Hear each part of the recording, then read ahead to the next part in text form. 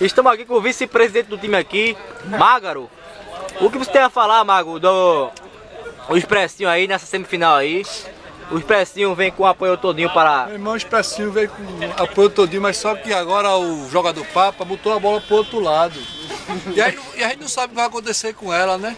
A gente estamos aqui, uma equipe aqui no banco de reserva aqui, que a gente tá pretendendo dela entrar e fazer gol, né? O nome dos caras que tá no banco aí, No banco está Eduardo, camisa 18. Alpinho, camisa 16. Carlinhos Bala.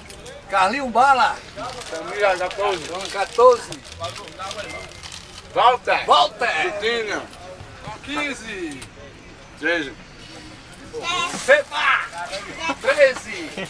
E agora chegou no banco de reserva a dupla de zaga mais querida do Brasil, que está podendo ser os dois melhores zagueiros do campeonato, né?